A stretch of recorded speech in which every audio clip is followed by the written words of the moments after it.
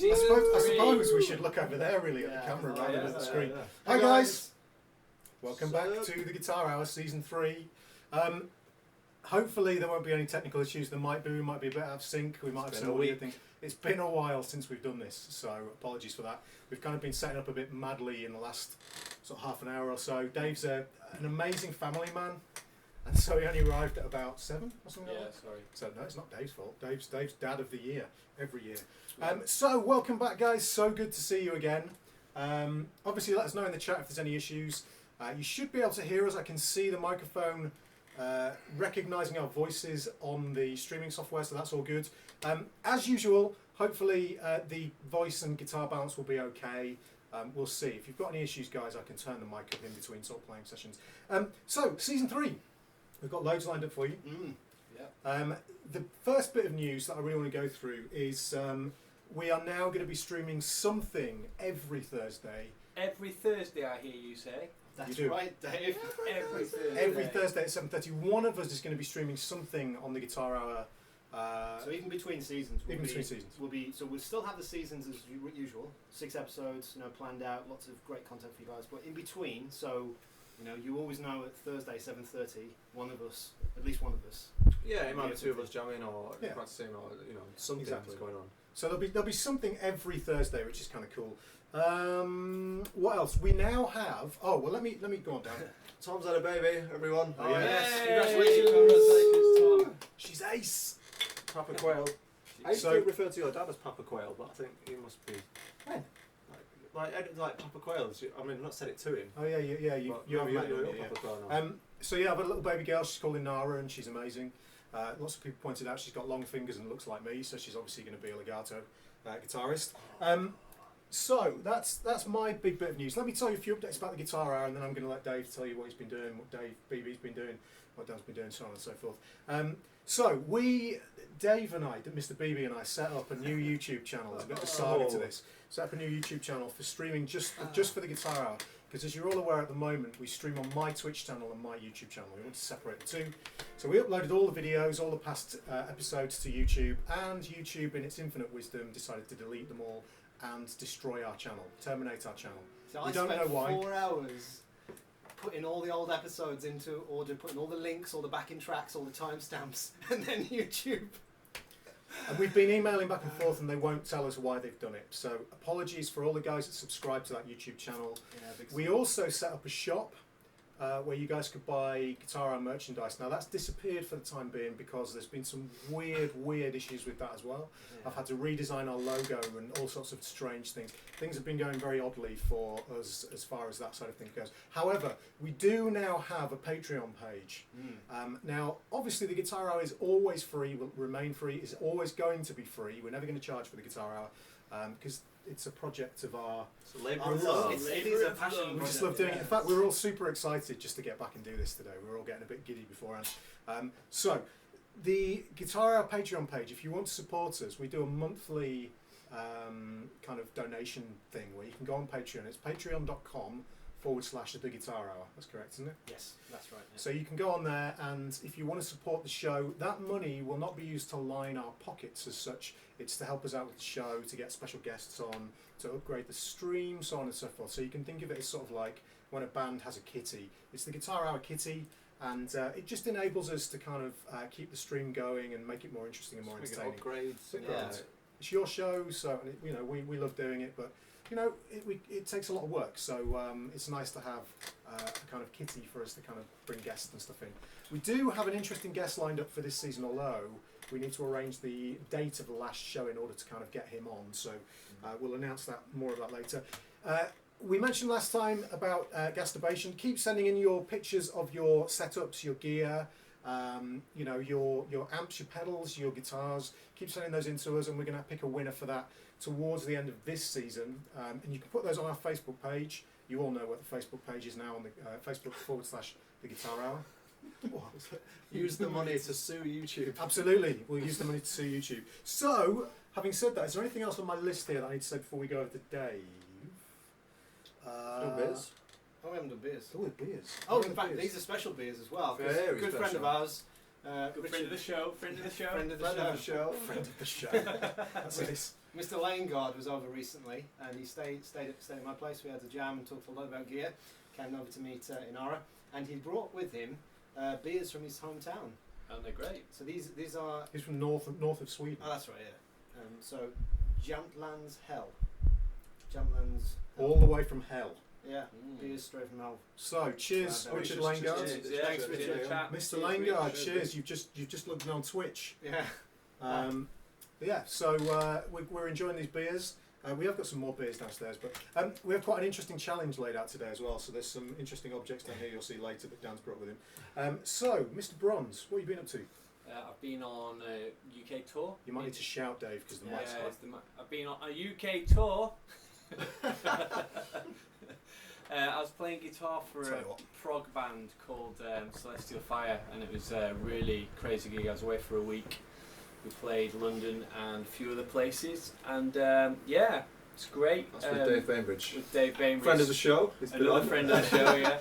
And yeah, it was really great because it's the second time I've been on tour, and I really felt this time I played a lot better and was more able to play the crazy music. You've done half right crazy stuff, doesn't it? Yeah, it's mental. So what was really tough is it goes like from 7/8 to 3/4 to 5/8 and so mental stuff like that. And then at 1 minute I'll be playing acoustic guitar and then the mandolin, and then jump to slide and then do a solo and play a riff. Is this all memorised as well? Is it memorised? Yeah, mostly memorised. Yeah. Although I did have some cheat charts this time because the first time I went out and tried to memorise it, and then under pressure I sort of forgot bits. So this time I had a little like thing on the floor, like a music stand on the floor, so I could just see it. The prompts. But yeah. So great time on tour. Good. I just want to say as well, sorry guys, I'm never sure where to look now. We've got a fan going in the background because it's obscenely warm in here. It's just unnaturally warm. It's ridiculous. It's really hot in the UK at the moment. We're having a really hot September, so we've got this fan going, so apologies if you can hear that. I have turned the mic up so if you can hear us a little bit better. And I like a motorised fan, not like a guitar hour group. Some, we got Ryan. We got Ryan. Ryan Simmons is in the background there, just fanning us. Hi Ryan, how you doing? BB, what have you been up to? Yeah, I've been doing the old. In fact, I had a great road trip across America. So that was not guitar. Man, that seems like ages ago. It's really that long since we've done the guitar. Yeah, since before then. So I went and did Southwest USA, which is cool. I've never been to California before in my life, and then I'll be going again in January to the NAMM show. So Guitar Hour NAMM show. Yeah, that's it. Yeah. Is that just a little exclusive that you've leaked out there? I might have done. I don't know. Anyway, no, I'm joking. So yeah, that was great. Had a great time.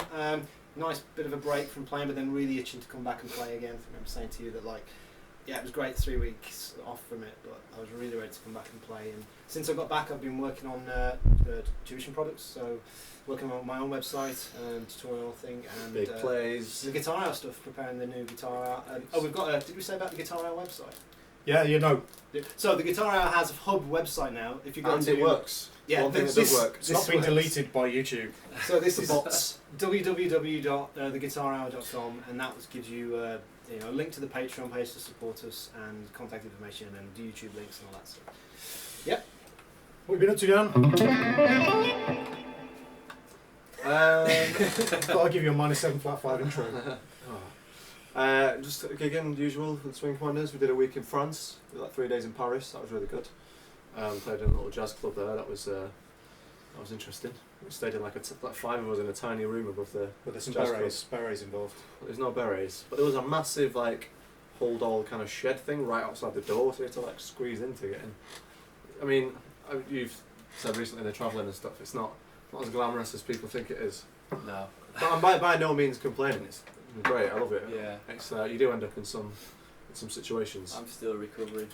No, I'm supposed to be working on some tuition stuff, which will start. I've been video editing. I've been teaching myself to. Oh yeah, man! You'll see some of his stuff later on. We have a new feature. Dan's discovered a hidden talent we didn't know he had. Yeah, it's ridiculous. I've joined the first video he's ever edited. Joined the Tech Walls. It's ridiculous. You'll see a little bit of it later on, a snippet.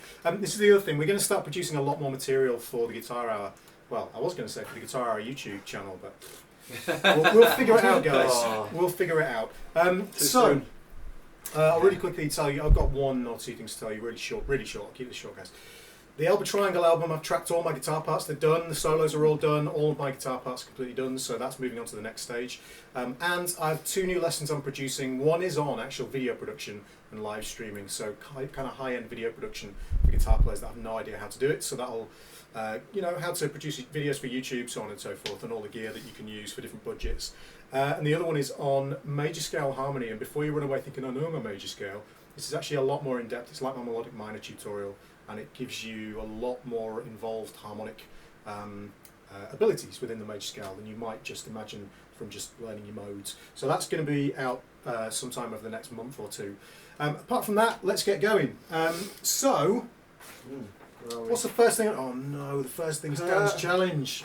So let's move into Dan's challenge. I have to do these transitions manually, guys, because unfortunately my wireless keyboard isn't working. So, Dan's challenge. What's your challenge, Dan? I don't want to say I'm running out of like. You're not really. He's not running out. Don't listen to him. He's not running out of ideas. But we're going to try and play over a jam track, blindfolded. Ooh. And then Tom is going to escape from a water chamber in a straight jacket. Shreddini. We'll pull the curtain down and it'll be shallow. So Dan has, God knows, like, when do you wear that? When So don't these you apparently- wear that? When he's These are- when he's well, in children's parties. There is like Shoes. uniform in the band. Bronze specifically asked to go with the pink one. Yeah, well, the girls Yeah, right. have like loads of really colourful dresses, so we have to wear stuff to match them. So That's like one of Wogan's ties. that is Joker. Oh wow! Right. Yeah, So- so this CD Delasky, have you? I can't put mine on until the backing track starts because I have to start the backing track. Cheat. So we've got, for this, the idea, well, what's the idea behind this, Dan? I don't know. I don't know. He's going to do It's not something. every fun. So, obviously, you would imagine it's much harder to play when you're not looking at the fretboard. I guess the idea behind this, because we usually have some kind of musical idea behind these, is that not looking at the fretboard makes you play a different way. The other thing is, we're not going to look at the fretboard to start either. No. So we're not going to be going, all right, yeah, there's the 3rd fret, go. Yeah, I said you can't start with the hand on the guitar. You've got to just. So you're totally So using the anyway. mental map of the fretboard here. Right, Bronzy's going to go first. I was just about to say, and someone put it in the comments, we're like some shit Ninja Turtles. Man, if someone's not watched this show before and they stumble across this on Twitch, this is going to look dodgy as anything. Oh man. I don't like this. I feel like I'm on like I a don't firing actually know- squad. Right, I'm going to struggle to put this on, I reckon. Right, guys, I'm going to set you off and then I'm going to put mine on.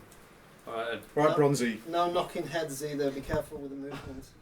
I've got to get a pick out of my pocket. Oh. Whoa. This is weird. Oh, It's your found a idea. distortion. Okay, guys, this is going to be a complete car crash. Oh yes. Right, Dave, it's a minor blues. In No, yeah, in C. I'm joking. All right, here we go. in C. In C, C minor.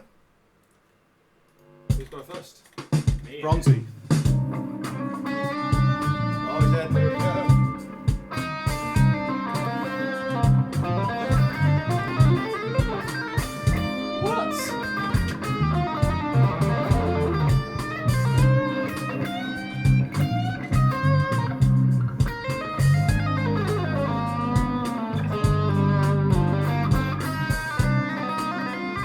Dude, I can't believe what I'm doing.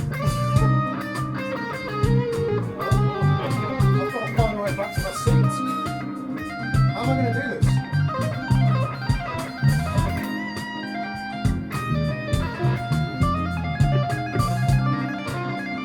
Blindfolded top, mate. That's not bad. Dave, what are you doing? Let's check the levels all right. Oh, you fixed it. Oh, it's too loud. BB. It's a good start.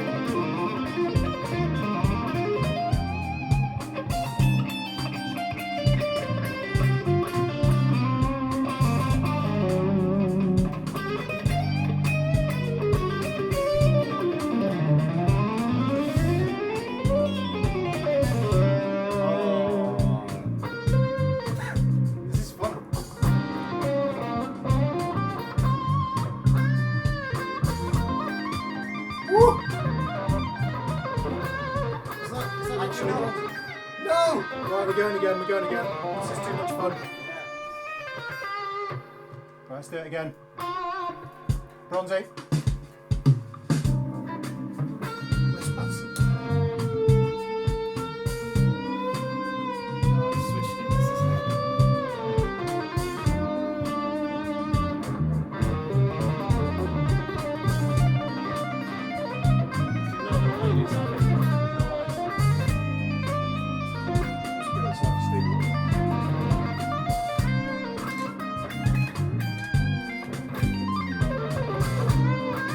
How is that possible?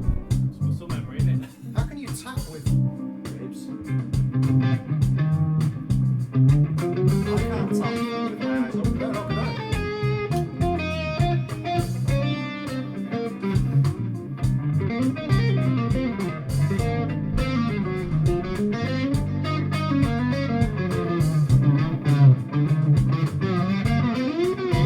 Woo!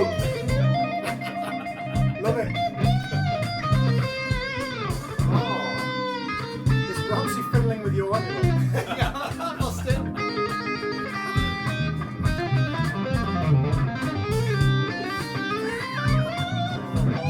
That's the laugh at Ninja Turtles. If another man touches your wummy bar, you can't see it.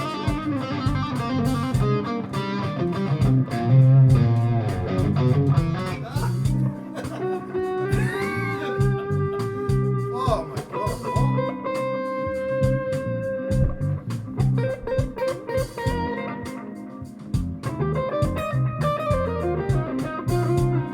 Really intrigued as to what the chat's saying. Damn, look.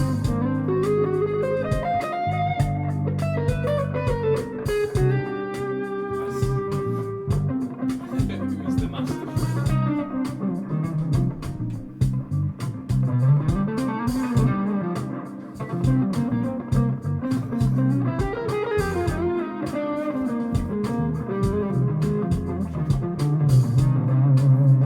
Ah.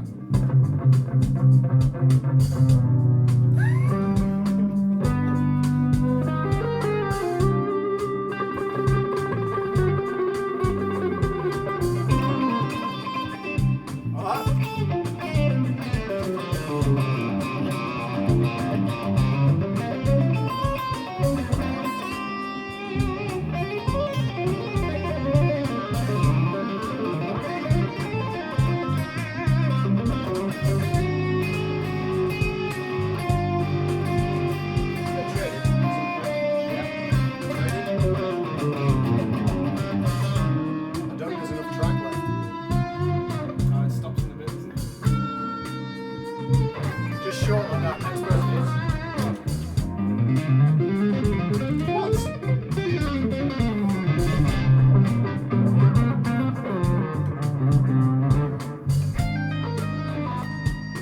Hang on a minute, what happened to me? Tom, man. Okay, everyone's in.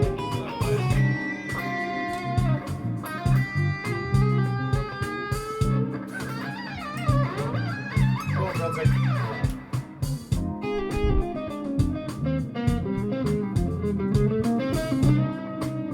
You doing that again? Oh, that was just me. That was just shit.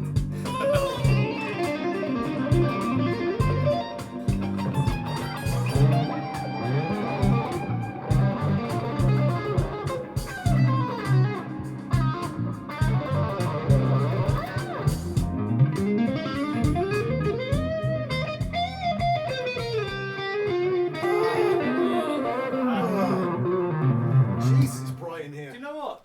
That was actually miles better Are we than I expected. Robin? Yeah? You better still have your trousers on when I take this off. Oh, it's bright.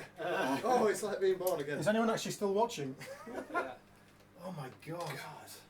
Don't believe him, baby. Down tune your B string and E string when you were playing. Is that what you did? No, it wasn't me. Was it you? I didn't do shit, man. I was concentrating on my own. Cheeky. Man, that was interesting. That was fun. Oh, God. I'm gonna look back at the That's the thumbnail, boys. It's That's definitely the the thumbnail. Oh. That's if YouTube doesn't delete it. Oh, Because we used some sexy blindfolds. Oh, God. Hey, how I mean, I was surprised that I could actually do that for some reason. How are you tapping with it? It's because it's patterns that I use a lot. Here we go, looking now. Yeah, but I was doing the same stuff. So, So, I hope you enjoyed that, guys. That was kind of interesting. So, Bronze was naked. let's. You have to watch that one back. I'll shit myself. Interesting. Okay, right. Main theme, guys. Let's move into the main theme.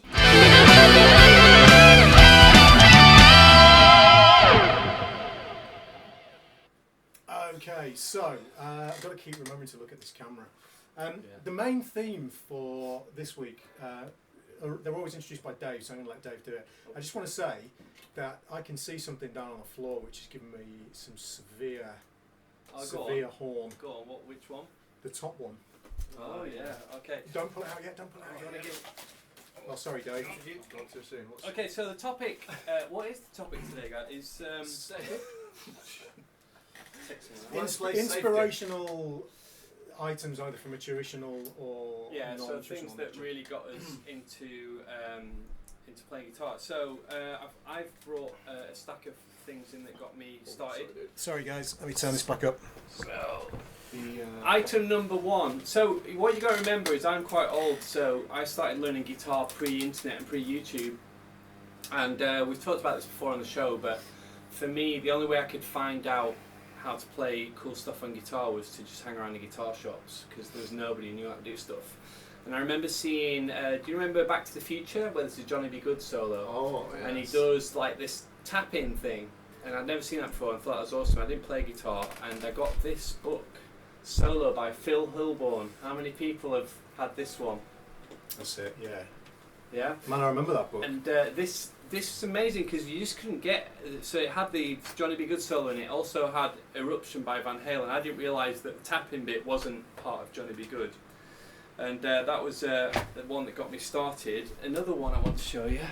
For the guitar nerds, have you heard that movie mistake thing about the whole Johnny B. Good bit in Back to the Future? No. Apparently it's supposed to be 1955, and he's got a 335, but apparently they weren't made until 1958. I didn't know nice. that. No, I didn't it's- know that. I like that.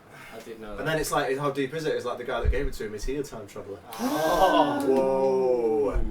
Anyway. Nice. So another book I've got is Joe Satriani's Guitar Secrets, and I love this book because it just gives you ideas, and that really sparked something off for me in terms of not just learning stuff by just learning solos note for note, which is something I've never done, learning songs note for note. What I loved about this Joe Satriani book is it just gave you an idea and just said, hey, here's a really great idea, make it your own. And that was sort of a real quest for me and a real way of thinking that inspired me to get going. I've never really stopped doing that, and I still don't know anything note for note, but I love taking concepts. And this Extreme Pornography tab book. Right, why have I brought this in? This is the worst tab book you'll ever find. I was just going to say, Why? I've Why? got that book, and Why? the tapping bit in Get the Funk Out is It's way off. not just the tapping bit, all of it is wrong. In fact, they couldn't have done it more wrong if they tried. I'm sure it's transcribed by a piano player or something. Oh, like a computer. It's just plugged it in. computer. And Well, back in 1991, it was probably. oh. Is it, The what box. publisher is it? It's Hal Leonard. It is Oh, genuinely the worst tab book ever put out. It's just it's just error on almost every other bar. But the reason How I tell you weird. about this, yeah, it's so awful. I think they just rushed it out because Extreme kind of exploded, kind of out of nowhere, pretty much with this album, didn't they? And I think that in a rush to get something out, he must have had 2 days to transcribe the whole album. But anyway, why am I telling you this? Because that started my whole thing of transcribing stuff myself. So I got really? this, and I was like, man, I can tell this is like really wrong, and so I started transcribing stuff for myself, which is something that doesn't happen so much anymore. It seems everyone's like, "Have you got tabs for that?" Quickly moving on, because we couldn't go on YouTube, we used to buy these things. Check these out. Well, which guitar they do? Which one shall I start with? Oh, dude, start with the best one, the one you've put at the bottom. Some detecting. some I bias. used to watch this religiously. It might be out of focus. Yeah, it's out of focus. That's it. Dream Um, Theatre VHS. Look, Live look, at the kids.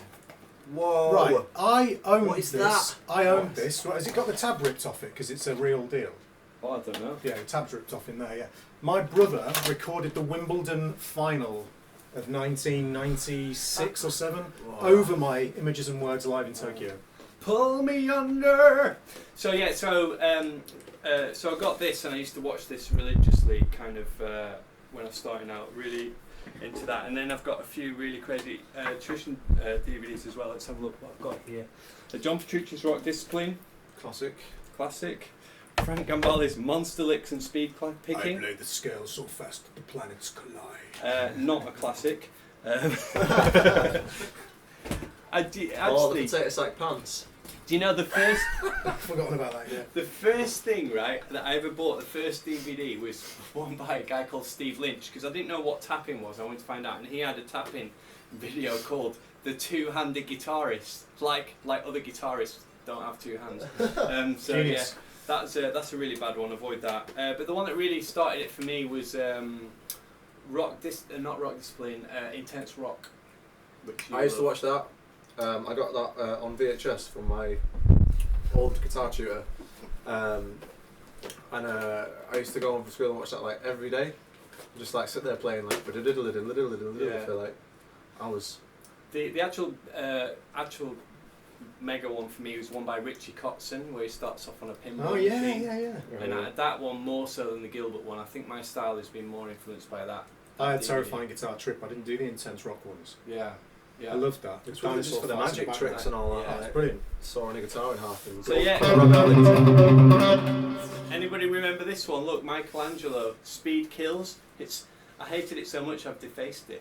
Let's have a look. Let's have a look. Scratched his face out like an ex-girlfriend. Check that Epic. Epic. I think even then I appreciated that. I didn't really. Did you have to give your key to the Lamborghini back?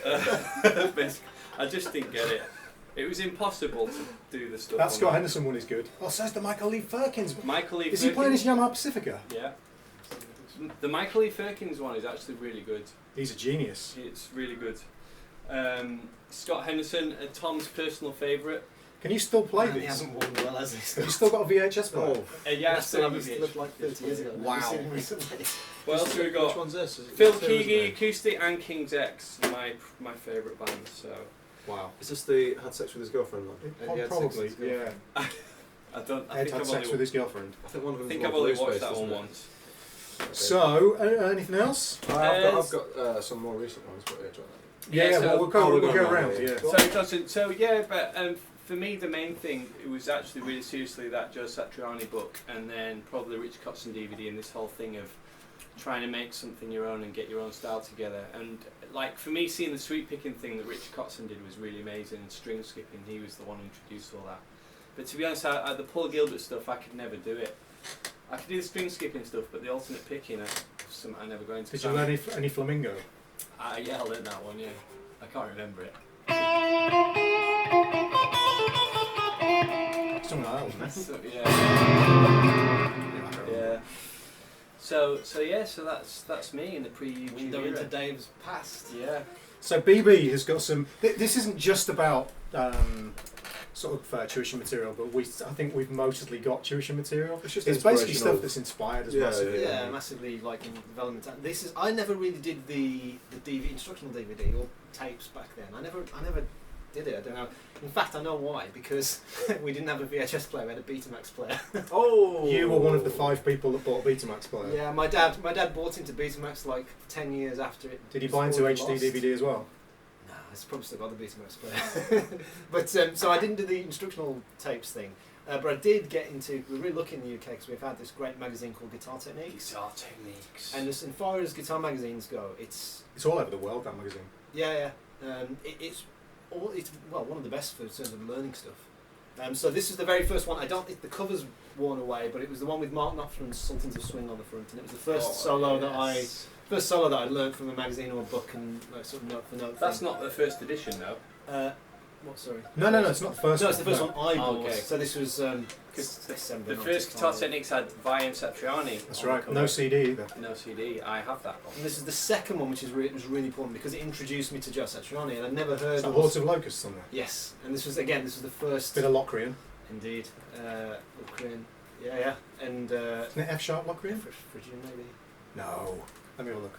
You keep talking. The interesting. Oh, The there's disputes interesting in the ranks. I think it's Phrygian. Anyway, I think it's Phrygian too. so. No. But the interesting thing about that is that was my first introduction to both Guthrie Govan, and Satriani, and it was Guthrie playing Satriani. Wow. In fact, yeah, Pre-beard. pre-beard. That's Guthrie. Lord. Can't. Loud. He has a perm as well, though. Hello. Damn it, you're correct. So those are really, really cool for me because it gave me this window into this kind of style of music. That kind of like, I don't know why that's going to sing there. This kind of like high intensity kind of shred rock guitar, which I, prior to that magazine, I'd just been Scales and Modes of Cliff. Scales and Modes. Cliff House, yeah. Just been like this sort of the pinnacle of sort of like technical guitar playing for me was like sort of Clapton and Hendrix up to that point, and then when I got that magazine, my mind, tiny 13-year-old mind, was utterly This is blown. where I learned all these Van Halen riffs from. I've just remembered. Yeah. Good old Phil Hilborn. Phil Hilborn feels like he's single-handedly, him and Sean Baxter. Yeah, well, that's true. Pretty much single-handed. Because I remember getting the Sean Baxter thing on the Yngwie Malmsteen thing, and he did a neoclassical rock series, and just like broke down the whole thing of playing arpeggios and English style. I'm just thinking, I can't believe somebody knows how to do it. I had a phone call with Phil about 6 months to 8 months ago, and I made a massive point of thanking him for That's cool. just the general, he thrust all of our playing onto another level with all the tuition material. Yeah. Cool. Right, next one. This one is obviously very different, and it's not got anything to do with guitar pretty much. We mentioned this on almost every But I stream. talk about this book all the time, and it is so incredible. This is called The Jazz Theory Book by Oh, where's my lighter? Mark Levine. I cannot stress how important this book is if you want to get a grasp on not just jazz, but any kind of just basically modern harmony, modern contemporary harmony. In terms of taking from nothing to understanding major harmony, minor harmony, and it looks like an intimidating doorstop. It's actually written in a very nice, easygoing manner. It's printed well, it's laid out well, and there's lots of examples of stuff that you can go and find in a record as well. Yeah. Now it is obviously mainly jazz based, like the things, but if you're looking for a really solid go-to reference for harmony, it's amazing. That's the only thing. Because the guy's a piano player, all the examples are like given a piano. That's the only downside to it. But if you're in terms of the actual information, if you've been looking for a sort of a big resource or sort of like a one-stop shop for learning the harmony and modern music theory, that really is fantastic. I mean, I've got this. I know you've got it as well. Yeah, I've got the absolute. It's kind of a must-have. I probably read through that once a year, even now, just like I every don't have this book, you'll be surprised to know. Surprised you can touch that without melting. No. It is heavy actually though. No, seriously, maybe it's all the... It's for hitting jazz badges with. Right, Right, Dan. What have you got, Dan? Sorry, baby, did you finish? That is all of me, yeah. Okay. Sorry. Inside joke. Oh, we're clipping the mic. It's changed slightly recently, but back in the day, I did watch the Intense Rock that I got a copy of. Somebody copied the VHS. Good naughty man. I watched that. I watched the. What was the Kotzen one actually called? Don't know. It wasn't called Richie Kotzen Hotlicks, was it? Yeah, it might have been. Yeah. Miss Ben Age, I probably can't even do it now, but you know that whole he does that. It's like nothing. It's crazy how he doesn't play like that anymore. Yeah, well, he had that early sort of Shrapnel Records. Yeah. It was like a chick called Rat Trap or something like it. Did he invent that? That thing? I don't know. Do you know the thing I mean? Yeah. Oh yeah, it's not. I'm doing chromatism. Anyway, sorry. I mean, he does do that as well, but yeah. Anyway, sorry. I used to start. I used to watch the Greg Howe one with the taxi driver at the beginning. I don't really know what that was about. And I remember getting given, in terms of inspirational stuff, I got given. What's going on here? Sorry. Just continue. I got given Guns N' Roses discography when I was like 15. When I just started playing, that was quite inspirational. I was like, holy shit, this is it. It doesn't get better than Slash. and then obviously moved on from there and got into Satriani and Vai. But I also got given from a neighbour across the road 2 full boxes of old Guitar Techniques magazines. Oh, yes. Like full, like Guitar World, you know, all the With American CDs? ones. I don't think there's any CDs in them, no. Oh I no! remember one of them had Eugene's Trick Bag in it, Oh yeah. like. That was and a I was really like, early oh one. In fact, that my might have God. been that Vi and Satch first episode. I think they did it twice though. Over the years, they've covered it a few times. But, But it was that, and it had like A to Z of like Black Sabbath riffs or something as well. But I remember trying to do the. Well, it's Black Sabbath. It must have been second. I'll have it. I don't know where it is now. I might still have it at my mum's actually. I might have a thing in. But recently, I've got some stuff that I got recently. Yeah, these are good. Now, this is kind of, I guess, where things are going. I got these kind of when I joined the band to try and get into the Western swing thing. So, I'll start with the. Yeah, in case you these don't two. know, Dan, you sort of think of him as a Western swing guy. Dan, how long have you been playing Western swing? 2 years. 2 years. From nothing to a Western swing band. It's like his video editing skills. There's something weird about you, Dan. Yeah. Just from 0 to hero, pretty quickly. Yeah. So I'll put them in order. So this is, you can't really see from there. This is Whit Smith, who is in a band called the Hot Club of Cowtown, that do like Western swing kind of gypsy jazz sort of stuff. Really, really good guitar player. It's a trio as well. If you bring it up to the camera, I will focus it on it because these ones are quite Watch my toes. unusual. Do I have to get up because I've got my hands full? Oh no, okay, that's fine. No, I can't do it with one hand. It's fine. Alright. So we'll Anyway. maybe Dan will take some pictures of these Yeah, and we'll post put, them we'll on put a Facebook. picture of all stuff at the end. So that's Whit Smith Coordination 1, which is mainly about, it's called Advanced Rhythm Guitar. It's mainly about this whole, the whole kind of, that kind of thing.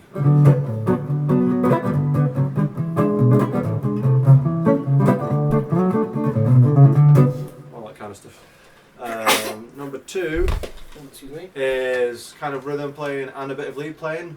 It kind of talks a lot about like how a lot of old songs are kind of sort of country-esque tunes that are all like triad. So it talks a lot about like finding the 1, 4, and 5, like,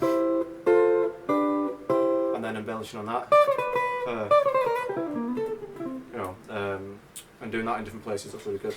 And then the third one's more is kind of like a gypsy jazz sort of one, really. It's just a lot about soloing, that kind of thing, rather than any of the rhythm stuff. There's some good stuff on there. And then these, I know Jason Wilding enjoyed these when I first got them. And then find a flat space. This is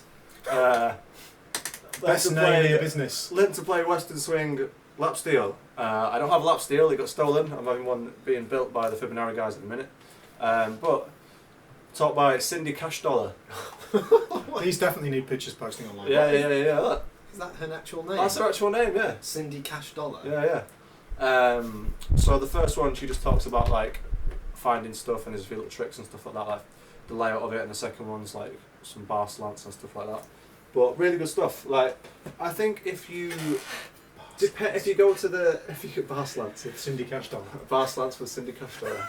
Amazing. I think if you go to the right place, I know there's a lot of information out there on YouTube and stuff like that, but I think if you're, I remember getting a book on gypsy jazz and it said there's like 3 things you need to do is find the originator of the style and like get as much as you can from them, like whoever it is recorded wise. Number 2 is go to the place where the music was born, and then number 3 was, I can't remember what number 3 was.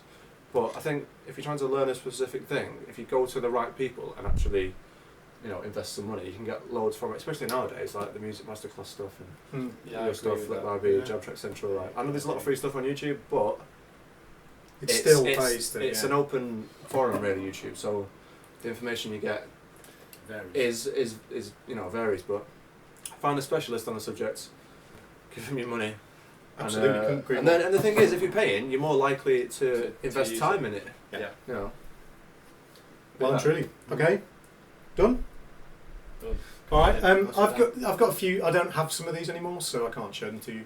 But I'll show you the ones I've got. This was given to me the other day as a replacement for the one I had when I was 15. No, what year did this come out? Yeah, 15. This particular issue of this magazine, which is the one with Guthrie's transcription of Under a Glass Moon, totally changed my life. And the funny thing is, the transcription is wrong in quite a few places, and he's made it far more complicated than it needed to be. Especially the tapping section If you know the song Under a Glass Moon, there's a little tapping section where he sweeps through. It won't work in this tuning, but the tapping little bit goes, and then he sweeps down an arpeggio, which I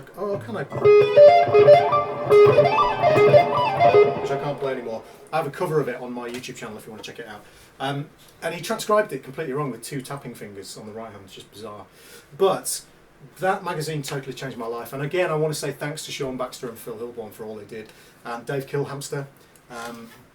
All those guys, Kilminster, of course. Just amazing. And this one's still got the CD on, so I have to thank Boo Littlewood for this. This is like more valuable to me than some of my guitars. It's just insane. So this is thank you, Boo. But in terms of things that I found really useful after that, these are not that well known, especially this book. Steve Kahn's, this is a cheesy name, Steve Kahn's Contemporary Chord Concepts. And this book, really, if you're looking at getting into comping and you want to really understand the nature of chords and get a really efficient system for visualizing chords, that book is amazing. And that's the system I use for thinking about chords nowadays, apart from the interval thing that I kind of use. Also, Mick Goodrick's book, just an incredible book. What was that book called? I've forgotten. The Advancing Guitarist. Yeah, The Advancing Guitarist. As recommended by so many people, it's just a phenomenal book. I don't have a copy of it anymore, unfortunately, but it just presents things in a really unusual way that really makes you think. So, I mean, those really are the ones that really helped me. And then Terrifying Guitar Trip was really good in the early days, obviously Rock Discipline. And then later on, the other book, which you'll definitely appreciate, Billy, which really kind of helped me out guitar playing wise later down the line, was the Pat Metheny Real Book. Which again I don't have, because all of my books that I would like to show you today have been lent to students in the past and then just been destroyed or never returned. So the Pat Metheny Real Book, and then another book that really helps me as well, which I do still have but it's falling apart, is the Bach Violin Sonatas and Petitas. Just written in notation, and playing through those regularly is just an amazing way to develop your technique and your ear as well. Absolutely amazing books. So those are mine. We'll try and get those maybe listed on the Facebook page and take some photos of what these guys have got it's here. It's really interesting to me, like, some of your influences and how far you've moved from those, like, you're saying, like, intense rock 1-2 Paul Gilbert. I was listening to Iron Maiden like 5 times. And, yeah, me too. You'd be like massive Dream Theatre kind of thing, learned loads of Metallica stuff for years. Metallica, yeah. So basically I'm the only person who hasn't moved on. Stick with your guns. Stick to your roots. Absolutely. Alright guys, so we hope some of that's useful. Yeah, obviously, check those out on Facebook when we post those on. Don't shout at us if we don't do it immediately. We've all got lots to do, so we'll try and do that fairly quickly. Right, on to something that Dan and BB have been producing. Yeah. Dan's probably doing 70-80% of it, but I'm just helping out.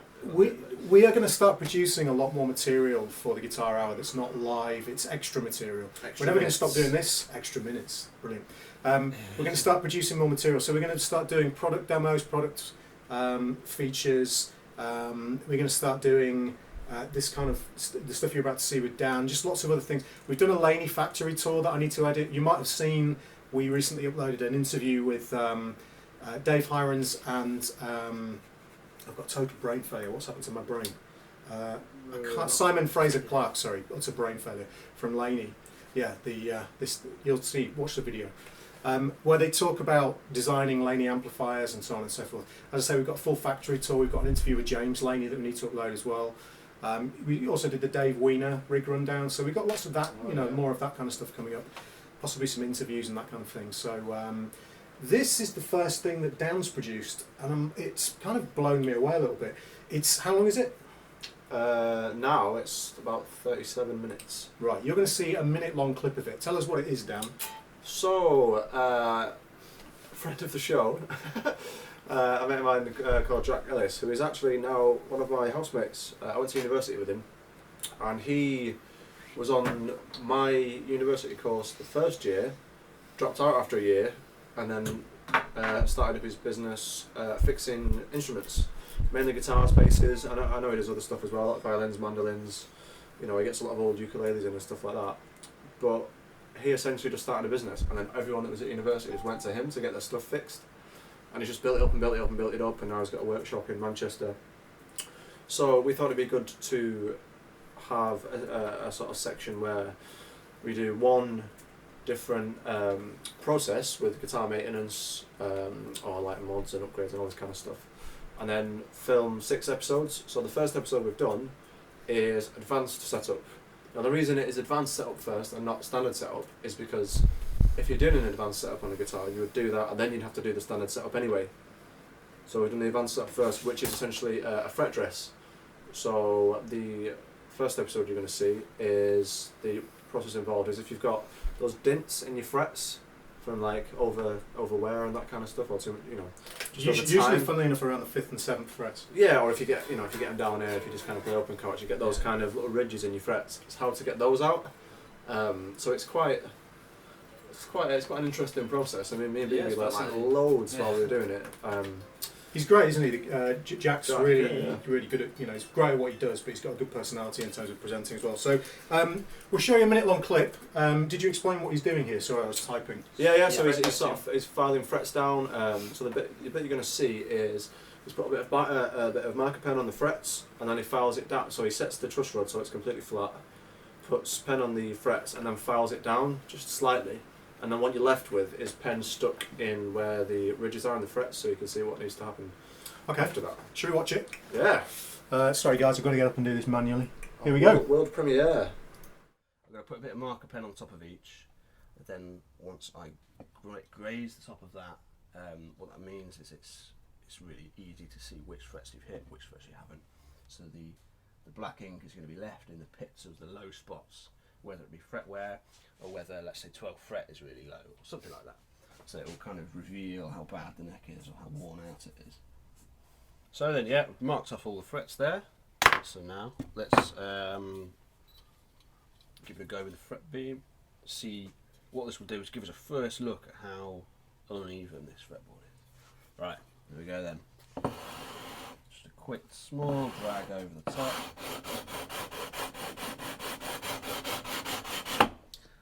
And that has pinpointed a few things.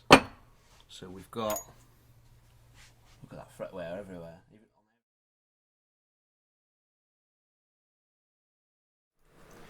So, just a short clip, because obviously we're kind of limited for time on here, but that full video will be up, I guess, sometime... It was up on the new YouTube channel, but obviously we know how that's gone, YouTube Gate. So we'll re-upload it to temporarily to my YouTube channel, and then obviously when we manage to get this sorted, we'll put all the material on. Yeah. Or even you could. It might even be worth not uploading it to your YouTube channel in case when we move stuff, they think we're robbing stuff again. So you will get to see it though, guys. Yeah. Well, maybe we can put it on the Guitar Hero page for now. Yeah, that's it's fine. Quite long, but we can put it there for now. If it's less than an hour, we can upload it to Facebook. So upload it to the we'll Guitar do Hero that. page. So that's the first. Next one is standard setup. Then we're going to do custom scratch plate, because he makes custom scratch plates, which sounds quite dull. It seems like that's just a bit plastic, but the amount of stuff involved in doing it properly is pretty full on. And then we're going to do, what was that, 4? And we might do nuts. Is that 3? We're going to do one on like nuts and saddles. I think when set up an acoustic, or maybe I think you said you wanted a nut doing. Yeah. So Bronze might get involved. I know at the end what we're going to do is a Q&A, I think, for the last one. So if you have any questions about guitar maintenance, cool. setups, mods, even things like, when should I get a guitar set up, anything like that, just send them to the Guitar Hero page. And then, I mean, the video is pretty much the best video I've seen on guitar setups on YouTube. Without doubt. I totally agree with you. I've never seen it at all. This is some quality content, guys. Both in terms of production and in terms of content. So, well done. Did you tell me about the competition? Oh yeah, so Jack's running a competition. If you find Jack's Instrument Services on Facebook, he's got a Facebook page, and he's doing kind of like a raffle. I think it's for a birthday, so his workshop is X amount of years old, or the business is however old it is, and you can win. I think first prize is a free advanced setup, second prize is a free standard setup, and third prize I think is like 3 sets of strings. So all you have to do is share the post, and then you're in the draw. But it's in Manchester though, so if you live in Cornwall, it's It might not be beneficial. Or if you live in Tennessee. Yeah. Alright guys, so we're now going to do a little bit of playing, and then we've got a new section called Jargon Busters, which Dan's going to tell you about, and then we're going to do our poll jam. So if you've not voted in the poll jam yet, I've been posting the link like crazy in the chat. It's also at the bottom of the screen. Go and vote on that poll jam for the track you would like us to jam over after Jargon Busters. But right now we're just going to play over a funky blues thing, because it's easy and it's fun. So, hope you enjoy this. I'm just going to turn this mic down again.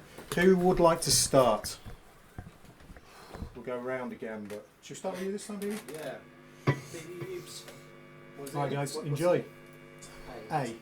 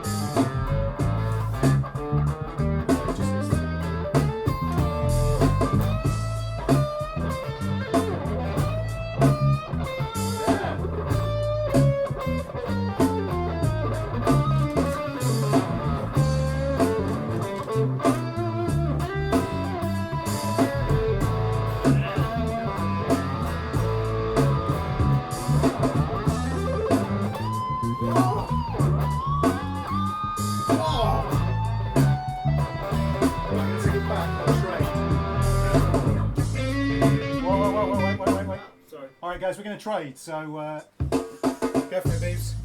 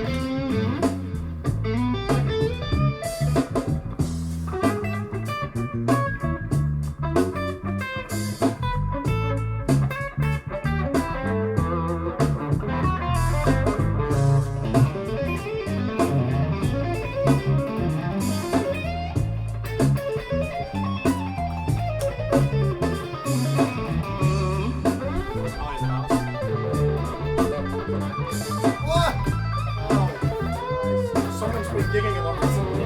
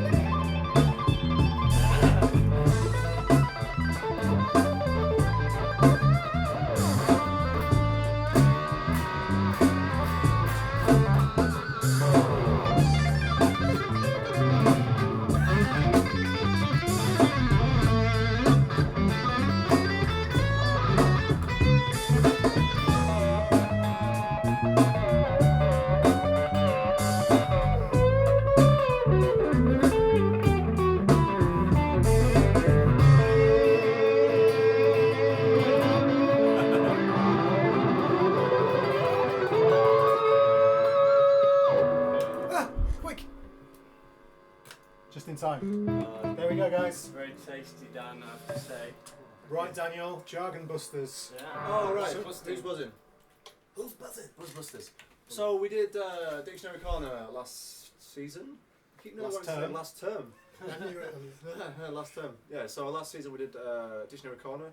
What we thought we'd do this season, just to change it around, is to do jargon busting or jargon busters, which is it might be musical terms or terms for techniques or just something that you might hear getting thrown around and you're like, what does that even mean? There are a lot of them, and this is by no means a negative thing. It's just like if you hear this is what it means. But I feel like there's more and more names for things now that don't necessarily need names. I don't know if you've come across this. It's like a really complicated name for something, and it just means like doing 2 downstrokes or something. Do you know what I mean? Like, it's just a term that's this long. That doesn't mean that much. So for the first one, I think we're going to do tritone substitution, because that sounds quite complicated. Tritone substitution. It's not going to be a big lesson. It's just kind of what it is and what it means. So tritone substitution. Say you're in the key of G, and you have A minor 7, D7, G major 7. If you take the D7 and you look at the 3rd and the flat 7, which is a tritone.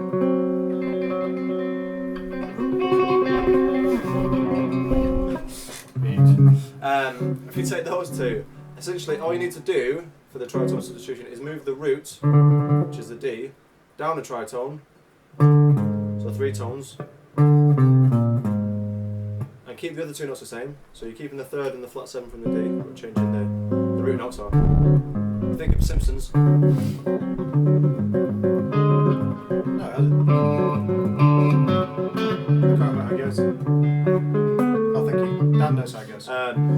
So then what you end up with is the 3rd and the flat 7 change places. So the 3rd becomes the flat 7 and the flat 7 becomes the 3 of A flat. So instead of going A minor 7, D7, G major 7, you get A minor 7, A flat 7, so G major So you 7. just got like the root is going down a half step each time. Yeah, so instead It's of smooth. you get that kind of thing. So does that mean you can take the first idea and just move down a half step? Whatever, say if you're soloing over it. No. It doesn't mean that. See guys, I'm here for you guys asking the questions. Well, if you're doing the jazz thing, you could think of the 5 as being the altered scale. Yeah. Then if you move the root, you're still playing the same scale. It just changes its name.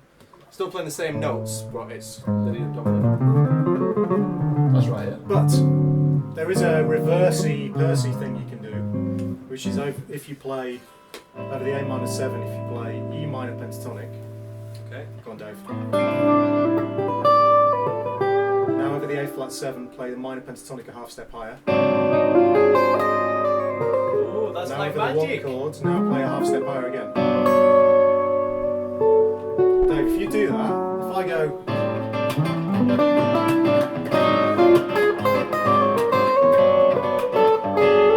You heard it here first, the bronze is playing jazz. Yeah. Witchcraft. Oh, no, it wasn't jazz, it wasn't. Witchcraft.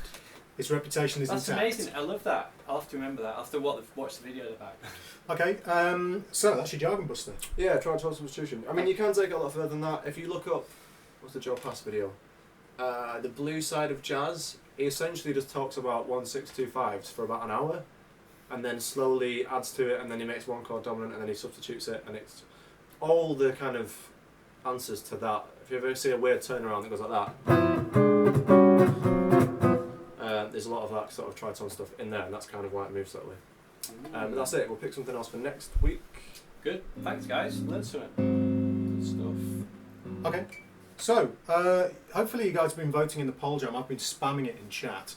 Hopefully you've not picked the country track. Oh, wrong. I fear there were some people like spamming, please pick the country track. So let's see what you've... you utter beasts. Fast country in... Oh, Dan. How dare you. Dan. Oh, dear. Dan's Country blues backing track in C. You're about to see that there's only one person in this room who has any country vocabulary.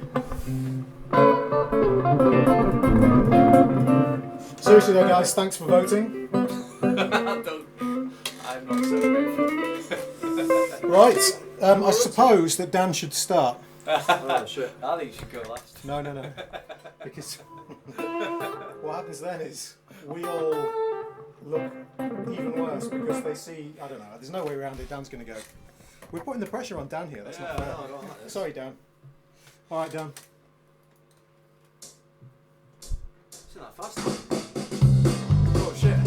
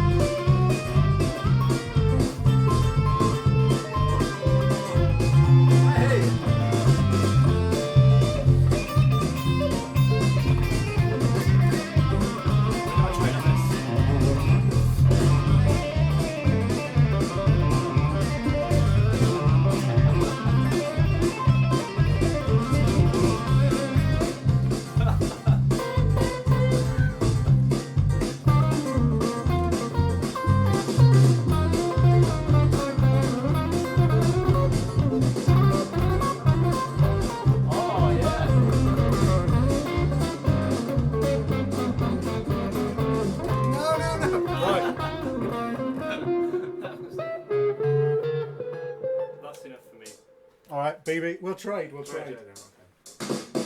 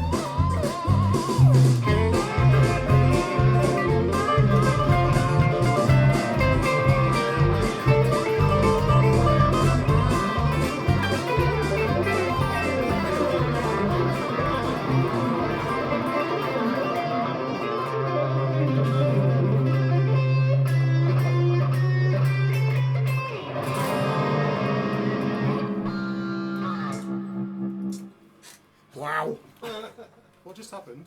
Well, these two, well, this guy's a closet country freak. That's what it Absolutely. is. Surprised me, I didn't know. I think You just don't. Oh, You hilarious. get in touch with those Surprised country redneck feelings, I'm telling you now. Brilliant. All right, guys, let's speed through these questions and then we're done Yeah, for yeah, man. episode 1 of season 3. yeah. I'm gonna try and remember how to play the theme. Oh, man. Shit. I've just made this video get deleted from YouTube. I've just sworn. Sorry. I have to bleep that bit out. Right, Ollie Browning. Is the majority of your knowledge gained from when playing... Actually, I should turn the mic up before we do this. Sorry, guys. We're not going to answer all of them though. There's tons. No, we can't. Can't get through all We'll of have them. to get. We'll do 3 Yeah. Okay. and save them until next time. We won't ask for questions next time. We'll just do these 3. All right, guys. So, Ollie Browning. Is the majority of your knowledge gained from when playing with other musicians in a band environment or from lessons? And how important is playing in a band for gaining knowledge through experience? I'd say that there's some stuff that you've learned from playing in a band that you just can't learn in your bedroom. Big time. Big time. So, I mean, bearing in mind how long I've been playing, doing this tour that I've just done, I've learned just so much.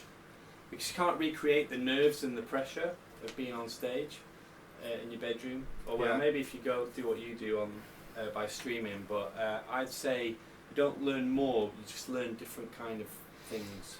I think the proof is in the the pudding, if you like, because all my students who've been the best students, guys like Jack Gardner, for instance, Yeah. the ones who develop the best actual music skills, so the best time feel, the best phrasing, and their own personal style, are the ones who play with bands regularly. Jack gigs a lot, so same with like George Marios, my other ridiculous student who turned out to be a freak show as well. Lots of gigs. Lots of writing stuff. Obviously, you learn a load of stuff from your teacher, but the application on on a gig or just rehearsing or just playing, jamming with people, you can't get any other way. I think it's things like the small print as well. It's like you might get a book that says you can only play this chord or this scale or whatever in this situation, and then you get out and realise that there's a lot of grey areas, and like you learn little tricks off people, not just musically, but things like time feel again and. Communicating with other musicians and What just not to play. yeah, like actually Yeah. just the kind of it's like social skills. If you're imagine being homeschooled and you just never went out and never interacted with any other people, you'd miss out. Like you'd have the knowledge, you know your colours and your numbers, but you wouldn't know how to interact with other people. And it's the same kind of thing I think musically. I think just playing, from my personal experience recently, I mean, I've played quite a lot in different settings, but even just playing with other guitar players, you guys recently, I feel like I've been dragged up in the last little while just for that, and interacting with other just guitar players as well has been immensely useful and Cool. beneficial to development. Okay, Baby, do you want to pick another question? Yeah. No, not the second one down.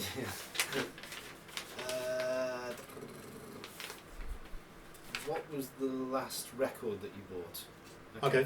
Fabian Ratzak, what was the last? Well, that's easy for me. I bought one yesterday. What did you buy, Dave? I bought Mr. Fastfinger's new 3 Oh, yeah, cool. EP by Mika Tiska. Check it out. Really recommend it. I bought Gary Jackson the other day, recommended that, Ari Honig. Yeah.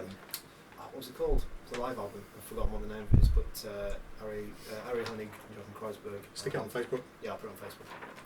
I bought a Dizzy Gillespie anthology.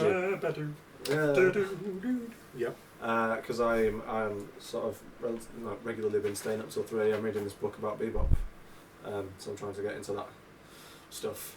Obsessed with the past.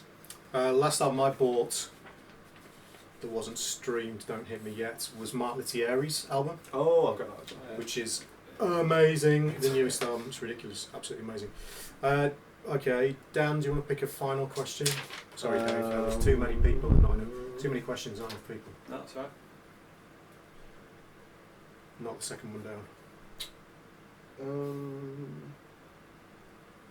Alright, well, this one about when you incorporate licks, short licks, 2 to 8 notes, do you keep them in the same beat or metric position you transcribe them, or use them freely anywhere on the bar?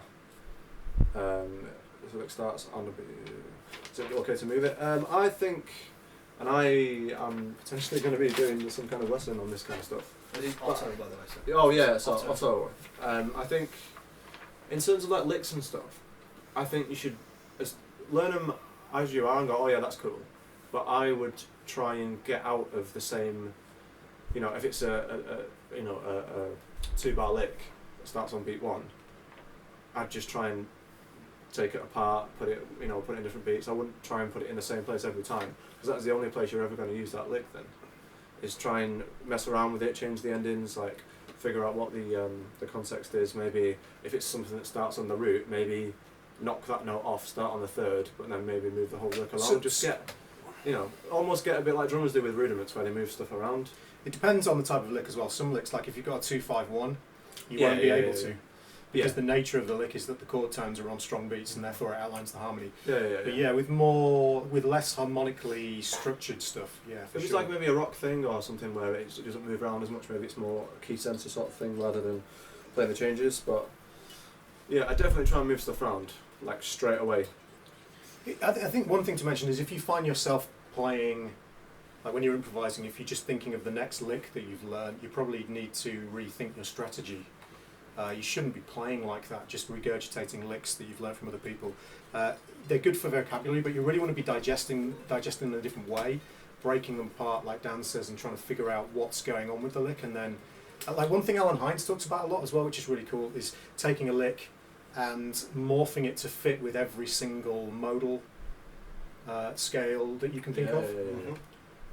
Or the other thing I like to do is to take a lick and then sequence it up and down the fretboard and see how it changes as you move it around. So, yeah, but definitely don't be regurgitating licks. I mean, I struggle to think of that many licks that I actually know. I mean, I've got more vocab based from doing the band stuff, just because that's it's style. very stylistically sound. But but I mean, licks and stuff are good, and it's always nice to like if you do that country thing.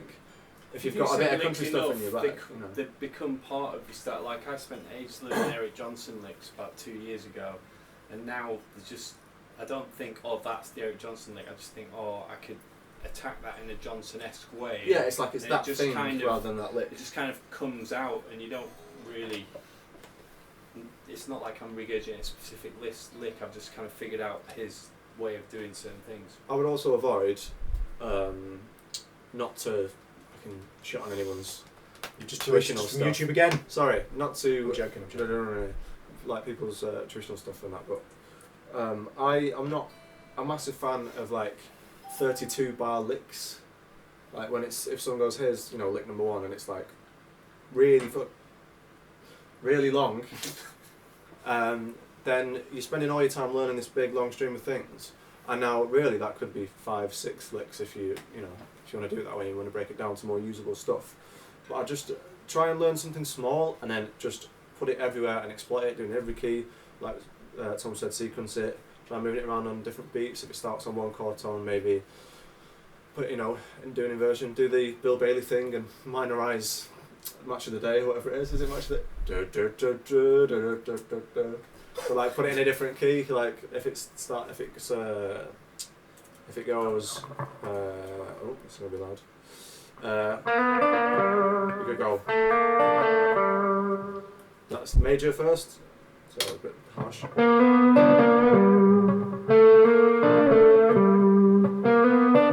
It's just like, right, how can I make it fit in a different place so you don't always have to, you're not sitting there waiting to jump on the roundabout to get this licking. Oh man, it never works. No. No, it won't work. No.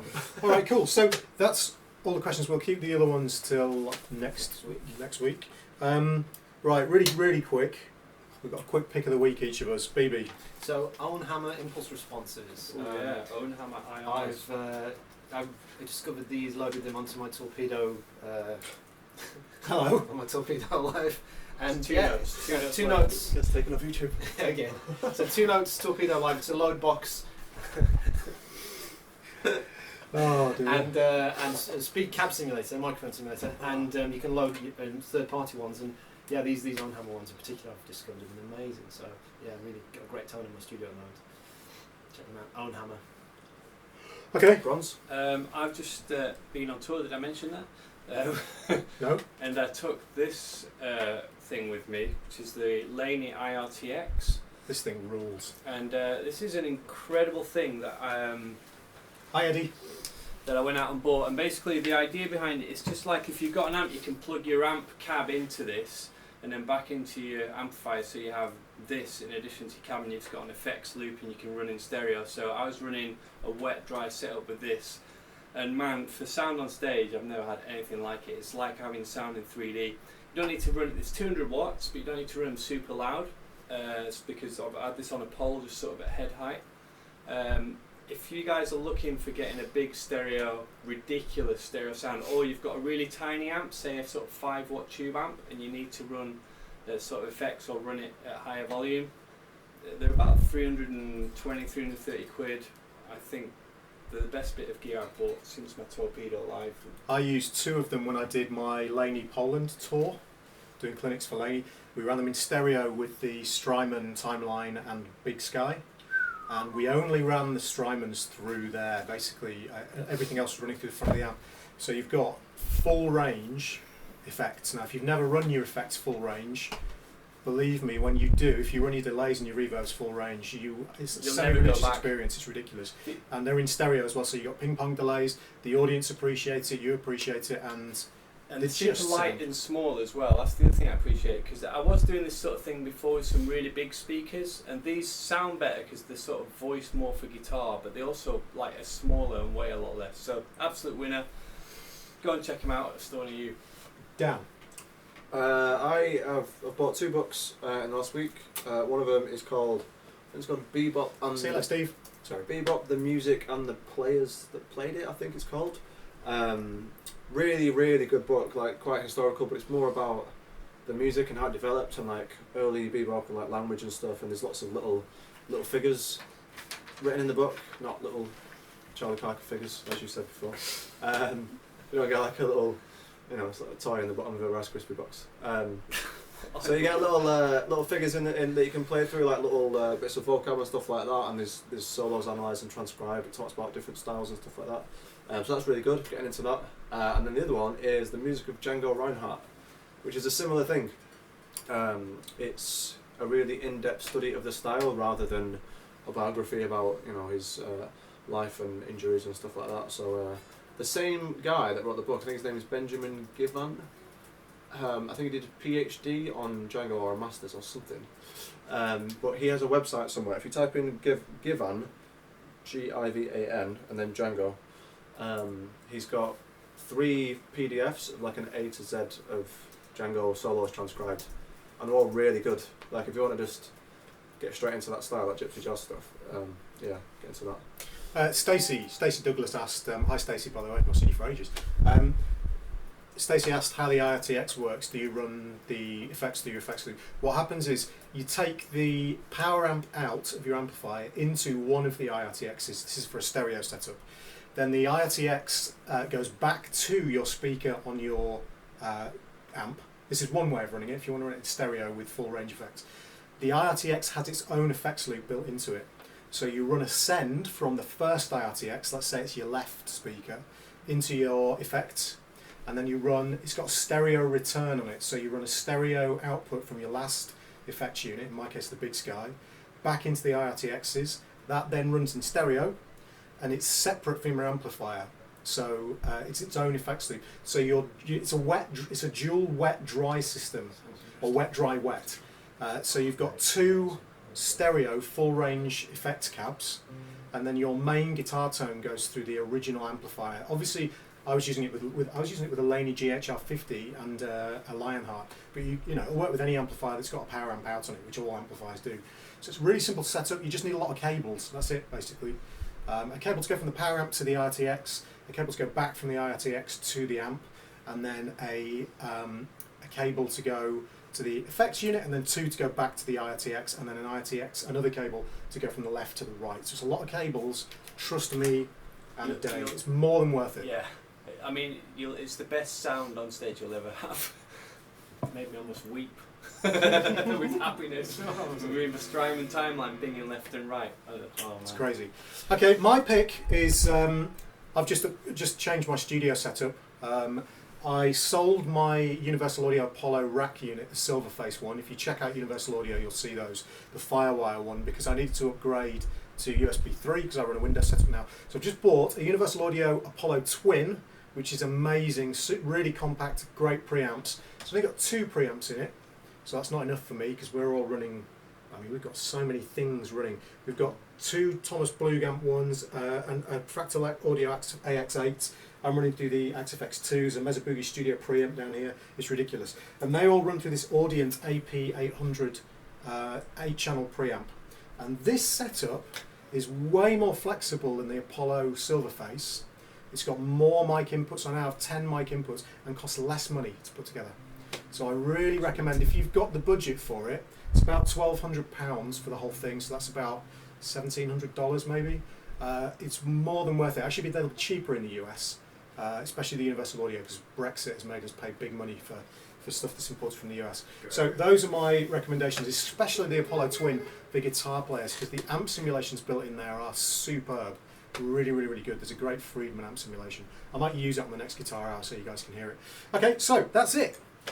Yeah. Episode 1 of season 3 is almost done. We've just got to play the theme tune, which we can't remember. Boring question for home playing out of an AX8. Should I stick with some near fields? Yeah, that's fine. We just run everything through a couple of focus monitors. You're fine. You don't need anything more than that, Ryan. Okay, this is going to be interesting. Trying to do all this at once. Okay. That's the note. We haven't played this for a while, guys, so sorry if this goes hideously wrong. I'm not sorry. Dave's not sorry. Dave probably knows. Alright guys, so as usual we're going to play this theme tune and then we will wave and we will see you next time. I hope you've enjoyed the show, guys. We love being back. Yeah, and we will thanks for see you watching. very Spread your soon. back. God, I hope this works. This is going to be awful, isn't it? Come on, do this. We can do it.